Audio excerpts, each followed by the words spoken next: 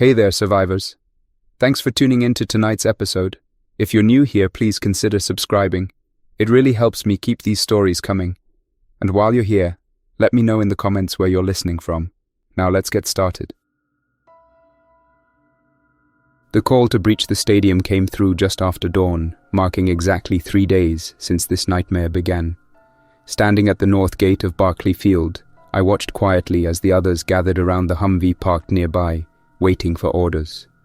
The early morning sunlight slanted through the steel beams of the outer structure, casting long shadows across our makeshift checkpoint.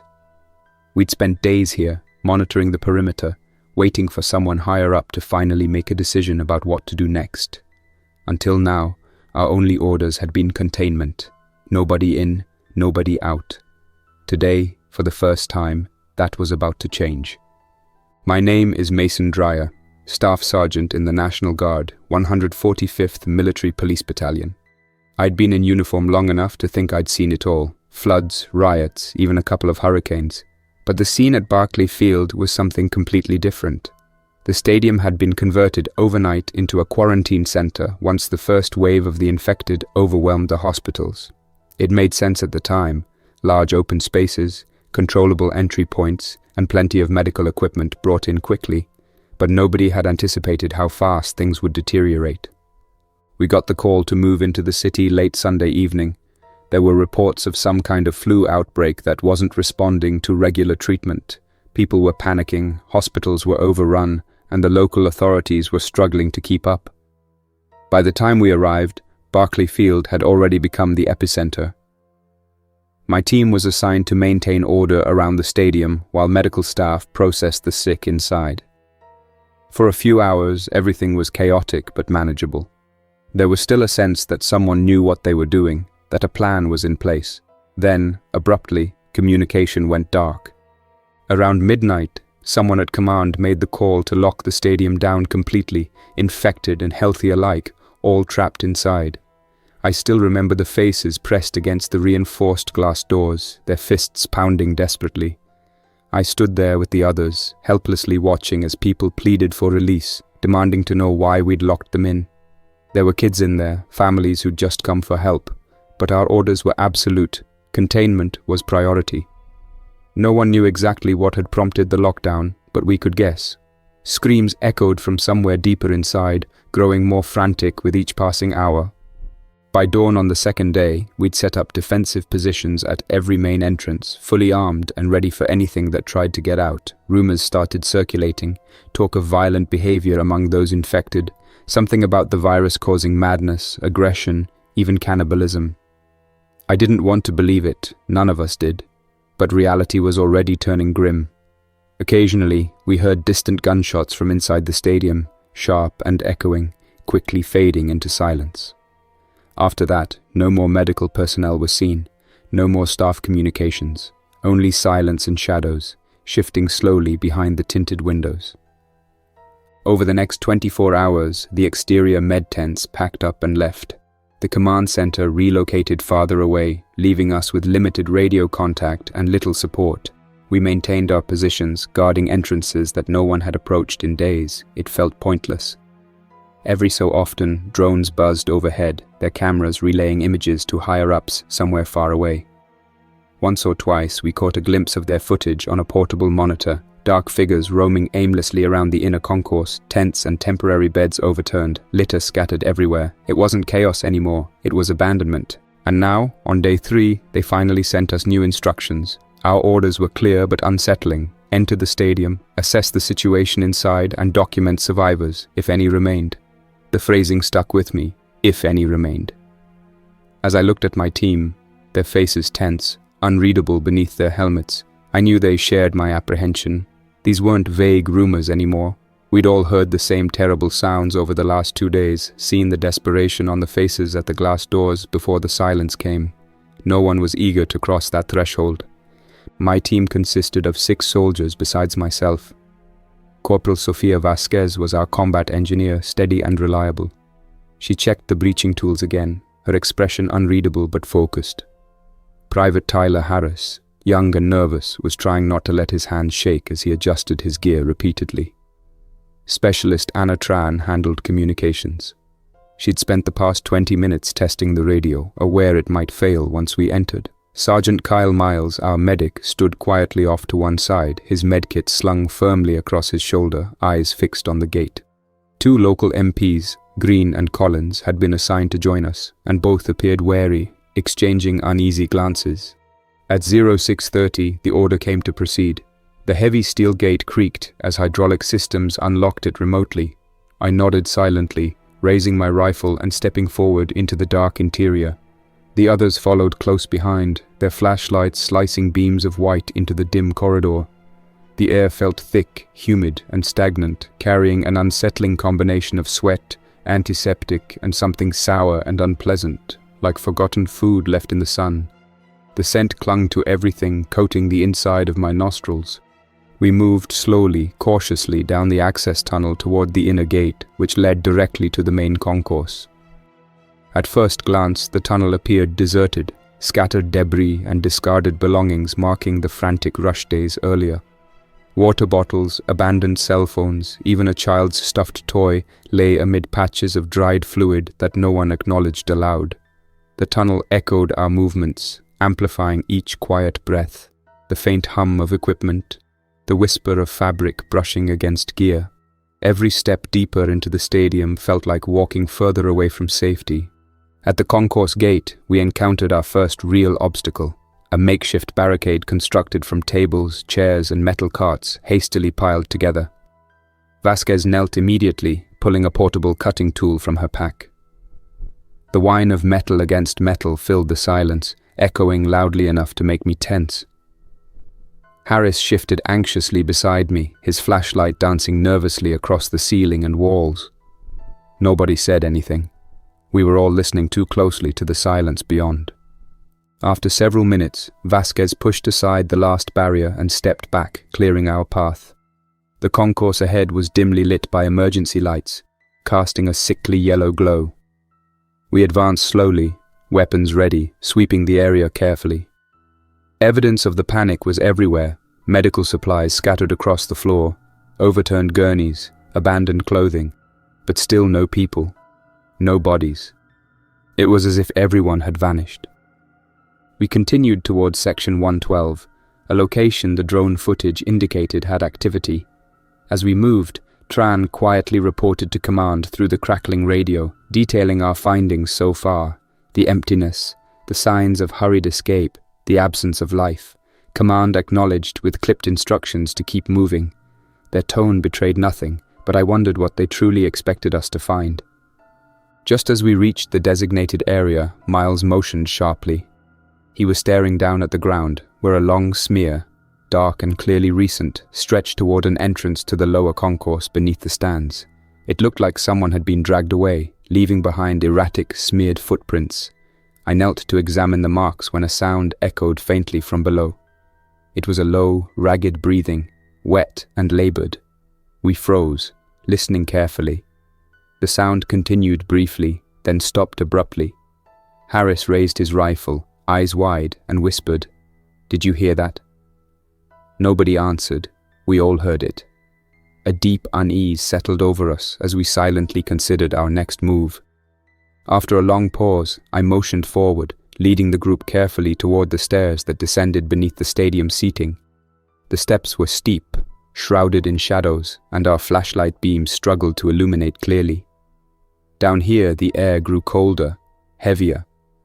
I could feel the tension thickening around us, our every movement careful, deliberate, each soldier acutely aware of the presence of something unknown nearby. We reached the bottom landing and found ourselves staring down a corridor lined with locker rooms and maintenance areas. Another noise echoed suddenly from deeper inside, this time sharper, a shuffling of feet. Without prompting, everyone aimed their rifles forward. My own breath caught as a shadow moved swiftly across the far end of the hall, fast and unnatural. It was the first undeniable proof that something alive was still inside this place. We exchanged silent glances, realizing our mission had just changed dramatically. The situation was now clear. We weren't alone, and whatever had survived here was far beyond our control. I signaled the team forward cautiously down the dim corridor, our footsteps echoing softly off the bare concrete walls. The unsettling glimpse of movement we'd just witnessed had vanished, leaving only a heavy stillness behind. Flashlights swept back and forth methodically, illuminating rows of locked doors marked with faded signs, locker rooms, equipment storage, medical supplies. Each door remained firmly closed, untouched since the initial chaos erupted 3 days prior. It was as though the corridor itself had become frozen in time, holding its breath along with us, waiting for something else to move. We halted briefly to assess the situation. Private Harris stood rigid beside me, his eyes locked straight ahead, rifle trembling slightly despite his attempt to steady it. "Maybe it's survivors hiding down here," he whispered, a faint glimmer of hope evident in his voice. No one responded immediately. I wished I could share that optimism, but the shadow we'd seen move didn't resemble a survivor. It had moved with a swift, unnatural jerkiness that unsettled me deeply. Vasquez stepped forward, kneeling beside a partially open maintenance closet. Her flashlight illuminated the interior, revealing an assortment of janitorial equipment and a collection of unused cleaning chemicals. Nothing appeared disturbed or useful. She shook her head slightly, signaling a negative finding, and moved back into formation. Tran spoke quietly into the radio again, relaying our status and requesting further instructions. This time only Static replied, signaling that we'd ventured beyond reliable communication range. We were now effectively alone. I motioned for the team to continue carefully down the corridor, keeping to formation, every step deliberate and measured. The farther we went, the more noticeable the change in atmosphere became. The air felt increasingly damp and chilled, carrying with it a faint metallic scent that clung to the walls. The faint emergency lights grew dimmer, their battery backups clearly strained. I kept my gaze trained ahead, watching for any hint of the shadow that had eluded us moments earlier. Every sound seemed amplified in this confined space, heightening my awareness of our vulnerability. Ahead, the corridor opened into a broader intersection, a central hub connecting multiple passages beneath the stadium. We slowed to a cautious stop, carefully checking each direction in turn. Straight ahead, the tunnel continued into deeper darkness. To the right, another hallway stretched toward what looked like a series of maintenance rooms. To the left, signs indicated the route back toward the upper concourse and seating areas. We stood silently for a moment, listening intently. From somewhere deep ahead, faint but unmistakable, we heard a sound like scratching, slow and rhythmic. I glanced back at Miles, our medic. He nodded quietly, indicating he heard it too. Could be survivors barricaded somewhere, Miles suggested softly, but even he seemed doubtful. We moved forward, drawn cautiously toward the source of the sound. As we did, our flashlight beams revealed more troubling signs of struggle. Streaks marked the walls, dark, irregular smears, and abandoned medical gear lay scattered haphazardly across the concrete floor. At the end of this new tunnel, a heavy steel door stood partially ajar, leading into a large equipment storage area. The scratching noise had stopped abruptly as we approached, replaced again by a tense, unnerving silence. I nodded for Vasquez to open the door wider, carefully positioning myself to cover her.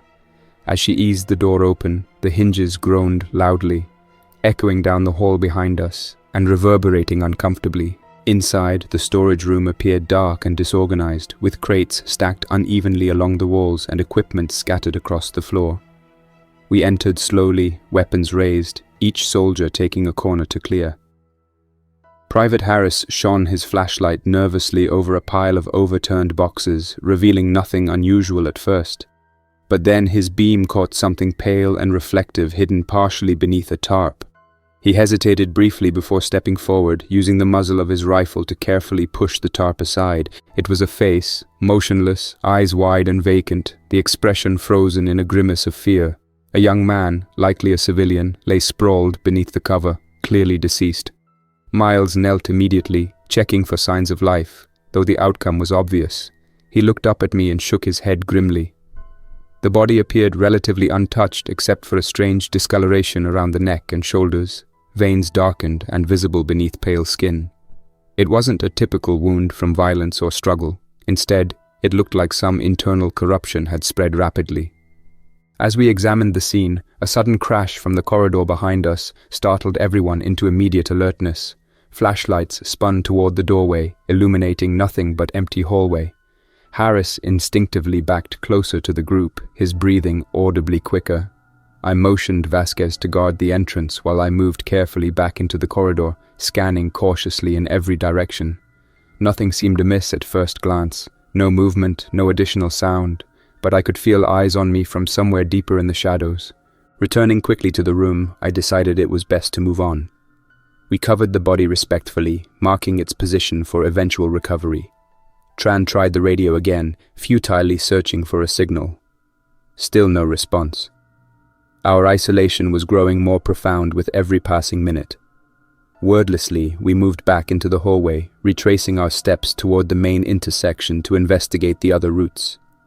Passing once more through the crossroads, I signaled left this time, heading towards the stairs back to the upper level, where hopefully we could reconnect with clearer communication. The tension among the team was palpable.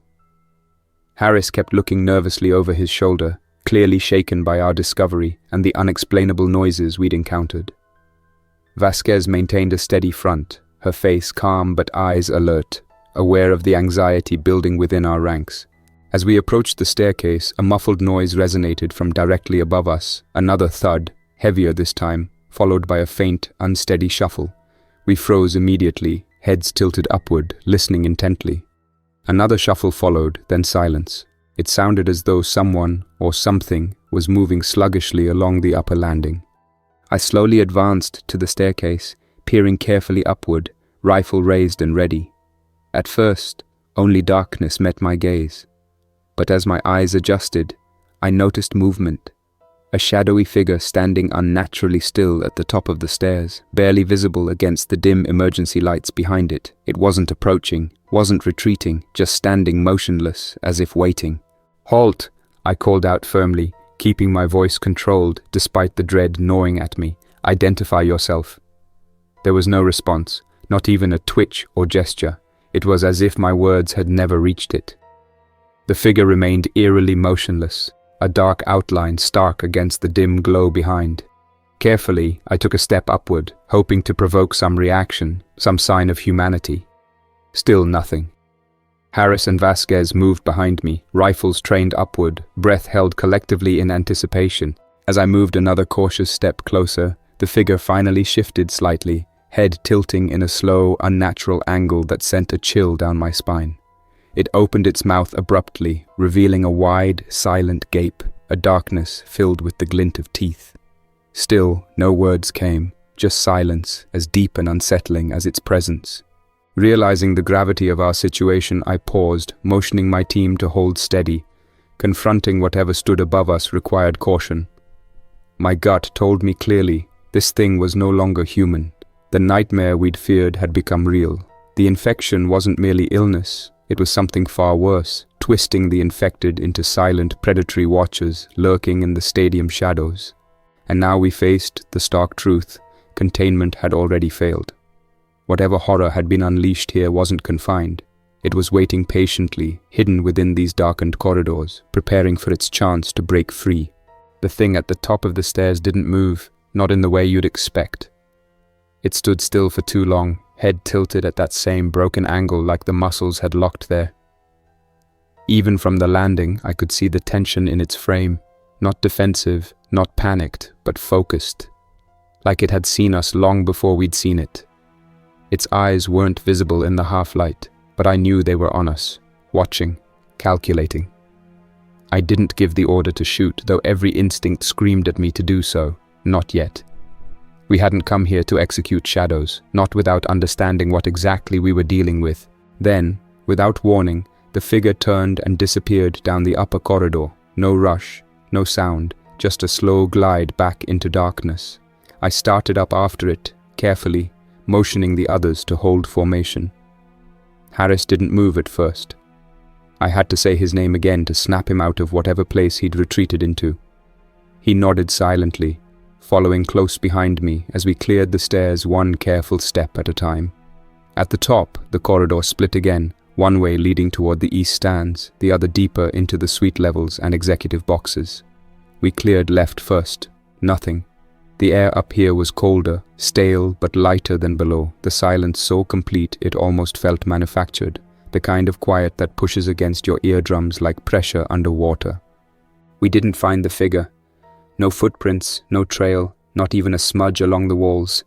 It was as if it had evaporated. But we didn't forget it. Not one of us spoke about it as we regrouped, but we didn't need to. It was in every gesture, every sharp glance down a hallway before we moved forward. Something had learned to wait in the dark here. By the time we returned to the stairwell, we could hear voices coming through the radio again, barely above static, clipped and crackling, but audible. Tran worked quickly to boost the signal using her external antenna, latching it against one of the support beams near the window. She raised command long enough to confirm our status and request further instructions. They gave us the same line: document conditions, locate survivors, remain non-engaged unless in immediate danger. I was starting to hate how calmly they said that, as if any of this was part of a rehearsed procedure, as if any of it made sense. From up here, we could finally see into the stadium bowl. The stands stretched out in a wide arc, tiered and empty except for patches of debris that hadn't been visible from the ground level. Blankets, clothing, what might have once been sleeping bags. And in the center of the field, a large, irregular cluster of shapes. At this distance, it could have been people huddled together, or bodies. None of them were moving. The field lights, long dead, had left everything below draped in natural morning light, sharp and slanted through the broken panels of the half-closed retractable roof.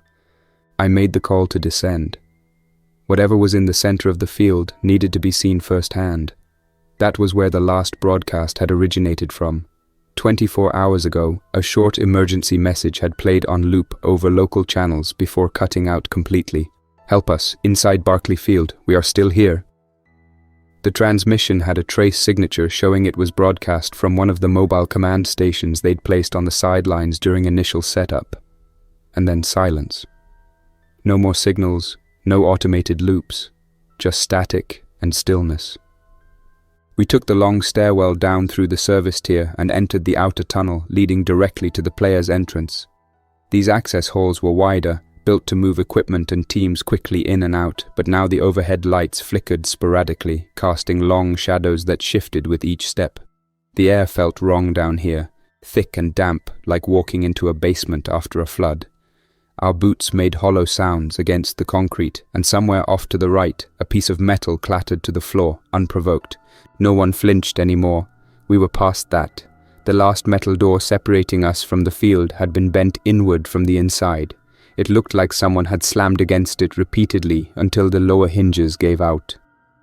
We eased it open slowly, rifles up, and stepped into the light. The stadium floor was a graveyard. The pile in the center wasn't a group of survivors.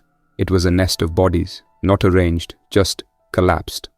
Some still wrapped in emergency blankets, others wearing hospital gowns, and many stripped of anything recognizable. Dozens of them, maybe more. At first glance, you couldn't even count. Limbs tangled together, torsos crushed beneath weight. It wasn't an execution. It was something slower, more chaotic.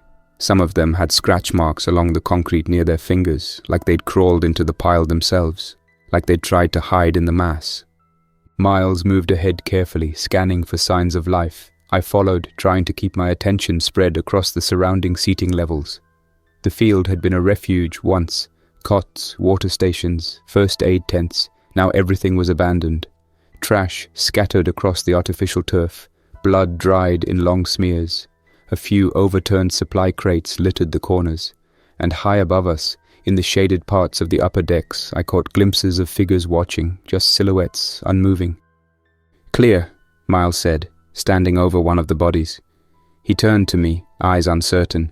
They didn't all die at once. We knew that already. The smell told us. The layering of the bodies told us. Some had been there for days, others, hours.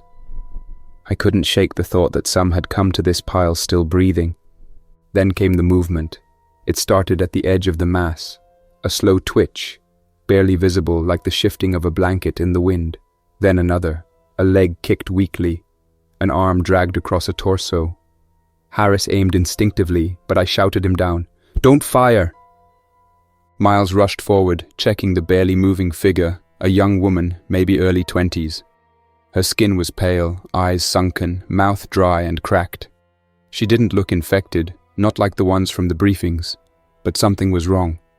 She blinked slowly, then focused on us with an effort like it took all she had.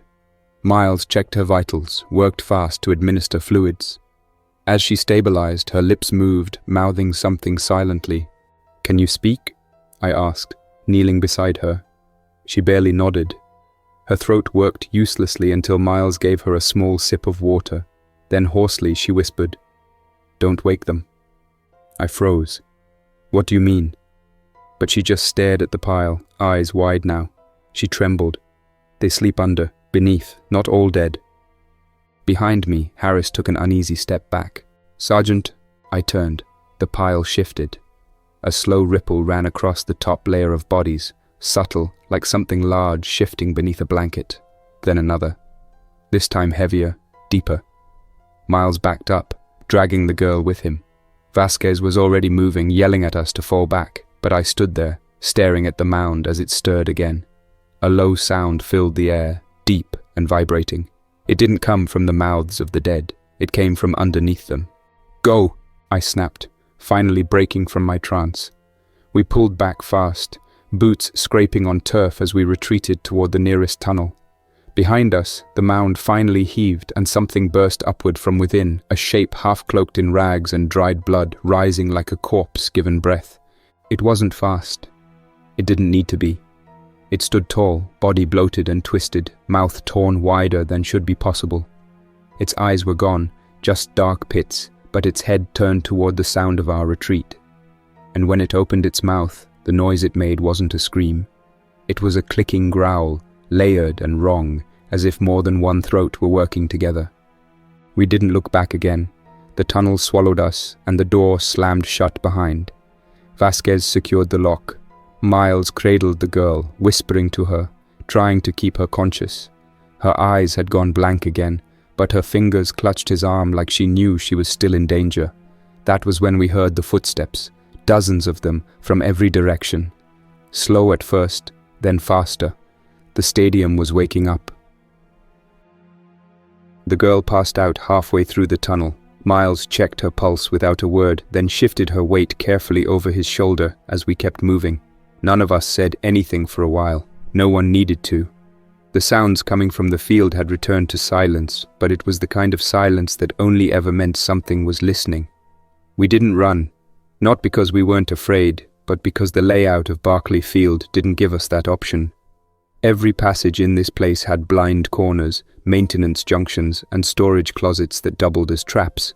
A panicked sprint was a good way to end up isolated or dead, so we moved quickly, deliberately, with our backs to the wall and our weapons ready, not just for what we'd seen rise from the pile, but for whatever else had been waiting for it to stir.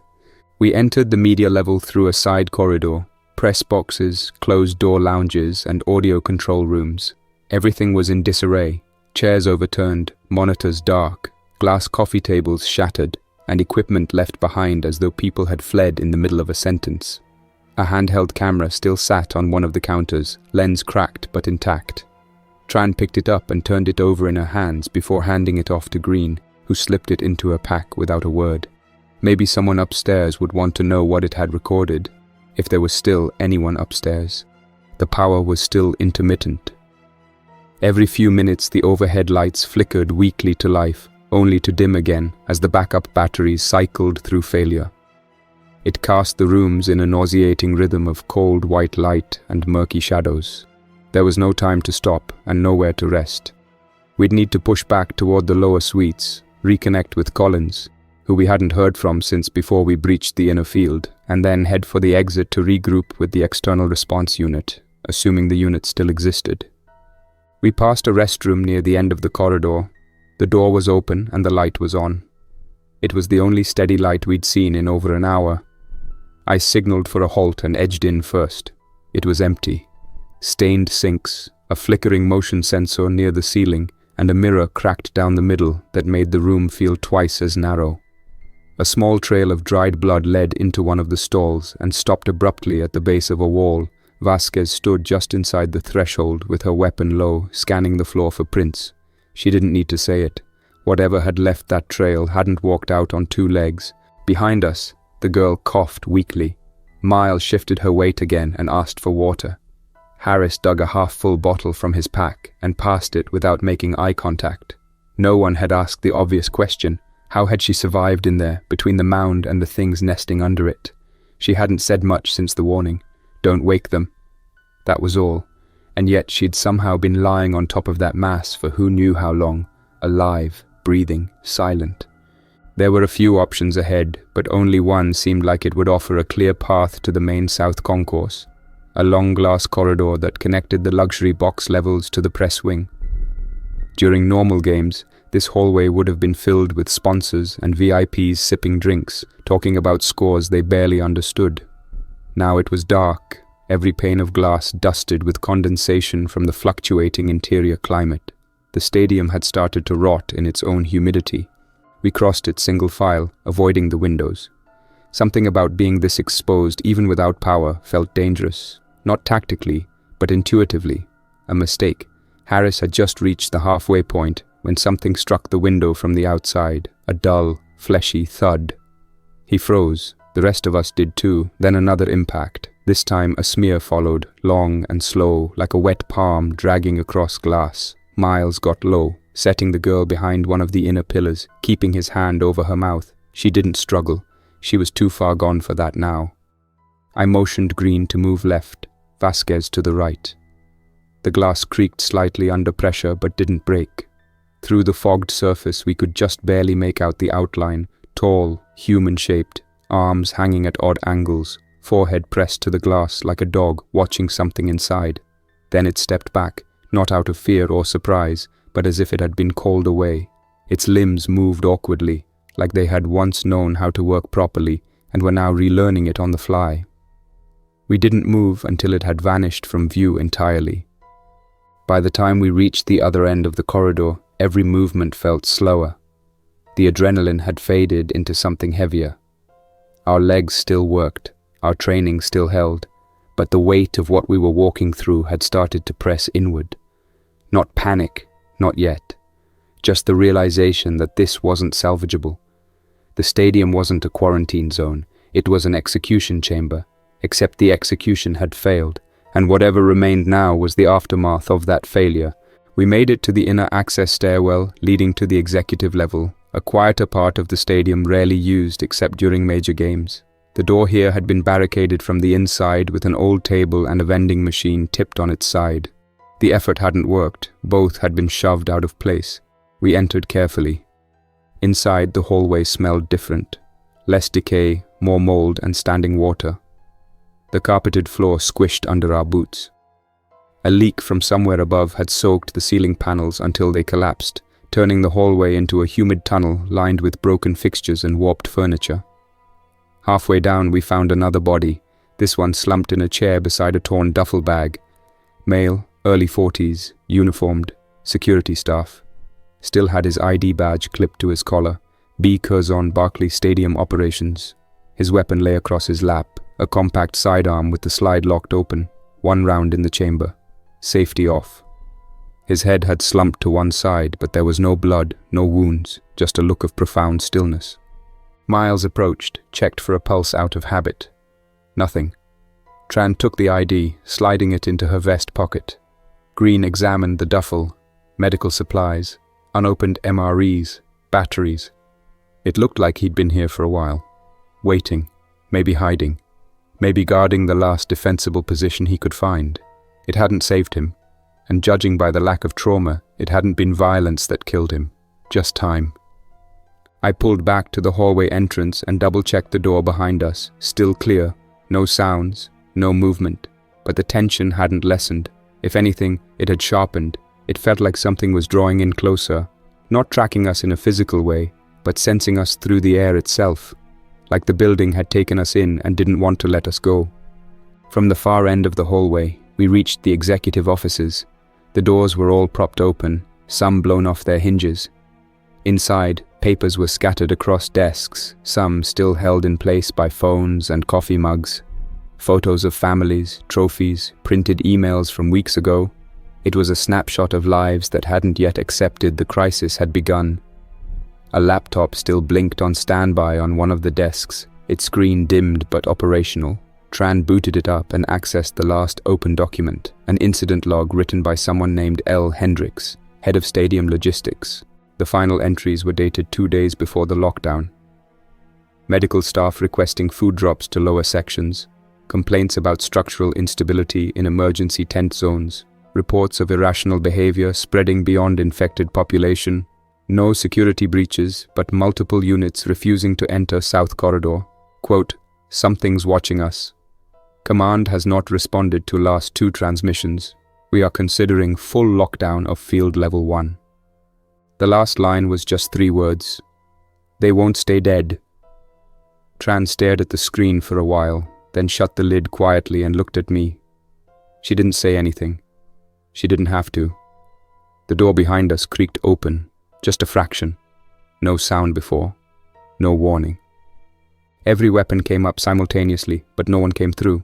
We stood there for nearly a full minute, backs against the walls, waiting for motion, for sound, for anything. Then came the smell. It arrived like a slow wave, something between burnt oil and decomposed meat. Not strong, not overwhelming, but steady. Vasquez took a step back.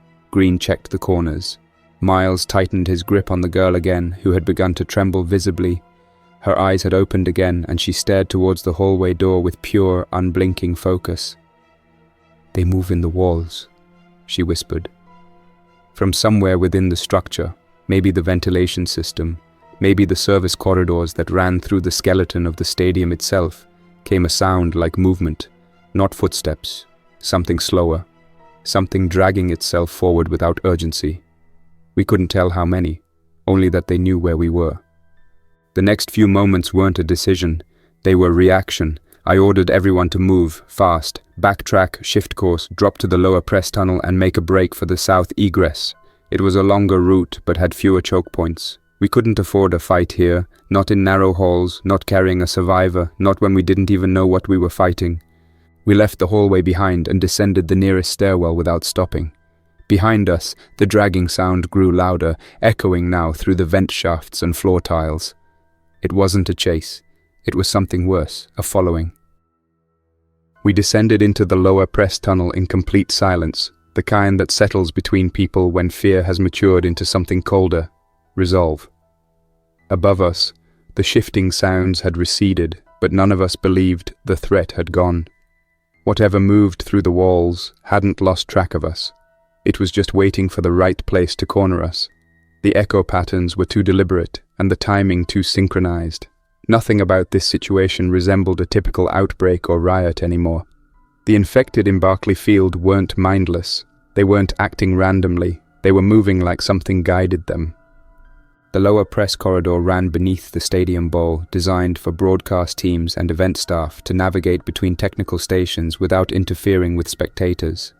It was narrower than the upper concourses, but far more interconnected. As we moved, every step felt like we were being funneled, pushed through a series of increasingly narrow choices. Doors that had once connected to service rooms were chained shut. Halls that should have looped back toward the player tunnels had been sealed with plywood and steel bolts. Someone or something had been reshaping this place from the inside, not to keep the infected in, but to guide anyone entering towards a specific path, a trap designed with patience. Miles kept the girl steady across his shoulders. She was conscious now, weak but alert, whispering small observations under her breath that we tried to ignore. Phrases like, "They're deeper now," and "It's always hungrier at night." There was no hysteria in her voice, only fact. She wasn't trying to scare us. She was describing her world, the rules she'd learned in the 3 days she'd been trapped inside this building. That calm, quiet dread in her voice affected Harris more than anything we'd seen. He lagged behind slightly, checking over his shoulder with increasing frequency, fingers clenching the grip of his rifle tighter each time. We reached the junction just past the emergency generator room, where the tunnel split into 2 options, the south service ramp leading to the vehicle bay, and the eastern tunnel toward a now-defunct merchandise loading dock. Command maps said both were viable exits, but I didn't trust either anymore. The infected, whatever kind of variant they had become, had clearly adapted to their surroundings. The drone footage we'd seen before breaching the stadium had shown them clustered in dead zones. But now I understood why. They were pretending, waiting, luring. While Vasquez secured the junction behind us with a lock chain and drop bar, Tran took the opportunity to re-establish the uplink. We still hadn't received any updates from Collins or Green. The last we'd seen of them was before entering the field. Their silence had lasted too long. We didn't speak about it openly, but all of us knew what that meant. Even if they were still alive, this place was designed to separate people from each other, to isolate the moving parts, keep teams from becoming a threat. The radio hissed again as Tran rotated frequencies. For a few seconds, nothing but static. Then, faintly, something came through. A garbled voice, not command, not anyone we recognized. The voice was hollow, like it was traveling through metal or pipe. We couldn't make out the words. Then the transmission ended abruptly, replaced by what sounded like slow, rhythmic tapping. Morse? Not exactly. More like breathing patterns, mechanical and steady. Then silence again. We kept moving. The south service ramp was our next objective. It curved down in a wide semicircle, designed to allow maintenance carts and emergency vehicles access to the lower levels without using stairs. But halfway down, we found the floor submerged in a shallow pool of standing water. The leak must have started days ago and gone unchecked. Now the entire ramp floor was slick with algae and floating debris, paper cups, broken shoes, fragments of barricades, and footprints. Not boot prints, bare feet, dozens of them. They moved in both directions, some large, some disturbingly small. There was no sign of movement in the water, but that didn't mean much. It was shallow enough to walk through, but deep enough to hide sound. I sent Vasquez ahead to test the incline. She moved carefully, knees bent, rifle up, checking every angle. When she reached the far landing and signaled all clear, the rest of us moved as one. The girl still slung over Miles's shoulder like a weight he refused to put down. She'd tried to speak again, something about under the floor. But Miles had silenced her gently. He was focused now, beyond fear, beyond doubt. It was the medic's look of someone who knew he wouldn't be saving anyone else today, but would try anyway. As we reached the base of the ramp, we saw what had once been the service gate to the vehicle depot. It had collapsed inward. Not fully, but enough to make it clear there would be no exit that way. The steel shutter was buckled from pressure on both sides, its bottom edge jammed against a pile of debris and a broken gurney. Dried blood caked the lower panels. Someone had tried to escape here before we ever arrived. Someone had failed. For a moment, no one moved. I studied the gate again, hoping I was wrong. That maybe we could force it, but the frame had folded in on itself from heat and pressure, probably during the first fires. It wasn't going anywhere, and neither were we. Not this way. That was when we heard the voices, not clear speech, but human sounds, muffled yelling, several at once, followed by something heavy slamming into metal. It came from the direction of the eastern tunnel, the one we had dismissed earlier. I exchanged looks with Vasquez, no question. We headed back up the ramp, water splashing under our boots, our formation tighter than ever. As we entered the junction again, the girl began to panic. Quietly at first, just soft protests, then more urgent. Don't follow them, don't go that way, it's not them anymore. Miles held her steady, whispering calm words into her ear, but his own eyes were nervous. I didn't know if she was right, but I wasn't willing to ignore living voices, not when we'd lost too many already. The eastern tunnel was narrow, lined with discarded storage racks and crumpled banners from old promotional events. Most of the lights were out, but the emergency track along the baseboard glowed a dull red. The air smelled of mildew and something else, something faint and wrong, like rotted citrus. We moved quickly but quietly. The voices had stopped. The metal impacts too. Only the glow of movement remained. About 50 yards in, we found the source. A small maintenance door stood ajar, light spilling out from a room beyond. Inside, 5 people, 3 adults, 2 teens, stood huddled behind a barrier of upturned tables and boxes. They were armed with nothing but fire extinguishers and broken pipes. When they saw us, their expression shifted wildly between relief and terror. They hadn't been screaming for help, they'd been screaming to warn us. Before we could react, the wall beside the door shuddered violently, a metallic groan that sent dust pouring from the ceiling tiles. Then came the sound we hadn't yet heard in person, the full scream of the infected. Not pained, not angry, just hunger made into sound. The survivors began shouting again. One of them, an older man with a makeshift bandage around his head, waved us inside. I didn't have time to argue. We filed in quickly, pulling the door shut behind us and locking it with a steel pipe jammed through the handle. The room was small, barely a storage closet, but the people inside had clearly survived this long by staying quiet and staying together. They'd sealed vents, blacked out windows, rationed supplies, and now, with us here, all that isolation had ended. The girl in Miles's arms stirred again. "They can smell you now," she whispered. And as if to confirm it, the metal wall buckled slightly, just once, enough to knock a radio off the shelf and send it clattering to the floor. There was no more time to wait. We barricaded the door as best we could while I radioed command with everything we'd seen. The bodies, the field, the nest, the thing that rose from the pile, the growing coordination of the infected. I told them that if they were planning to retake the stadium, they'd need more than firepower. They'd need to accept the truth that something had changed inside Barclay Field. The virus didn't just destroy cognition, it had evolved it. It wasn't about spreading anymore, it was about surrounding, dividing, and waiting. When I finished the transmission, I handed the radio to Tran and checked my rifle again. Outside, the wall groaned louder.